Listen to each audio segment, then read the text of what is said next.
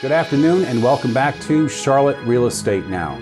My name is John Brophy and I am your host. Welcome back, guys, to our final video in the 3-part series on how to buy your first home in 10 steps. If you missed the first 2 videos, links have been provided in the description below. So with that, let's get started. Picking up where we left off, let's briefly review steps 4, 5, and 6. After our first round of negotiations, we ratified the contract, got the ball rolling with the escrow, title search and loan process, and we rolled up our sleeves for the due diligence phase, including the home inspection. After the home inspection, some items may have turned up needing attention, and that walks us right into step 7, final negotiations. So after reviewing the home inspection report, there may be items that need to be repaired. If so, you and your agent can put together a repair list, get it to the listing agent for the seller's review. Now, there are a few options on the table here. Most commonly, you can negotiate to have the seller repair the items using a contractor or repairman. Or you can negotiate some credit to the buyer to have the repairs done after the closing. Either way is fine as long as the buyer and seller agree to the terms. Step 8, the home appraisal and the loan approval. The appraisal ideally should be done within a week to 10 days of it being ordered. The appraiser will come out to the property, cross-referencing comparable sales to determine a value on the property.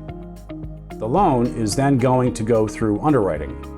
The mortgage underwriter will verify that information provided by the buyer during the pre-approval process fits the guidelines for that loan, including employment verification, tax returns, credit scores, and the debt-to-income ratio are among the most important pieces of that information.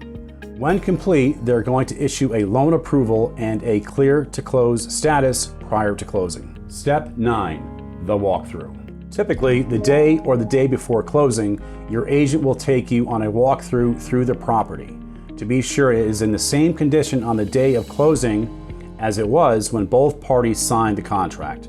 Make sure all their personal belongings and debris is cleared from the property. Be sure that the agreed upon items were left behind. And remember to have your utilities scheduled to be turned on for your first day in your new home. Finally, the day you have been waiting for, step 10, the closing. So we're ready to close. You have wired your money to escrow. The lender has sent over all its documents and requirements to the title company. Then the closing attorney will walk you through signing all the closing documents. The closing attorney will record the deed and mortgage documents with the Register of Deeds in the county where the property is located.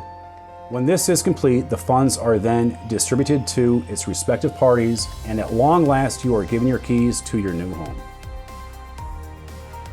As mentioned earlier, these 10 steps are considerably more nuanced upon closer inspection.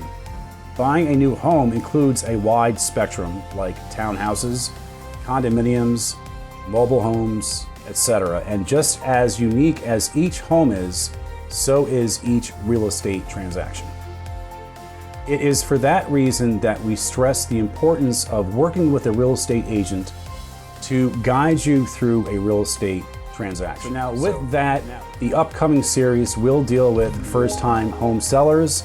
It's going to be a lot of fun, and I hope you come back to check that out. So this past week, my wife and I took a little morning trip up to Ramsey Creek Park, which is located in Lake Norman, Cornelius, which is about, by the map, it's only about 20 miles north of uptown Charlotte.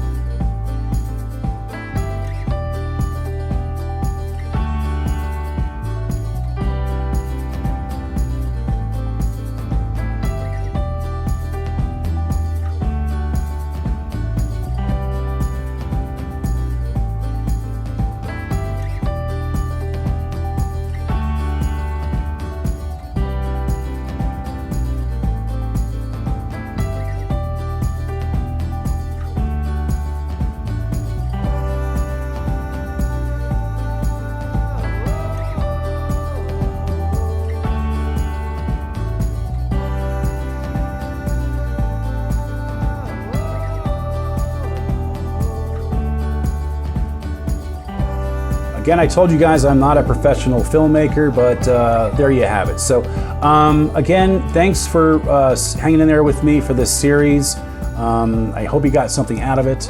And as always, leave your questions, comments in the comments section below. It's not a problem.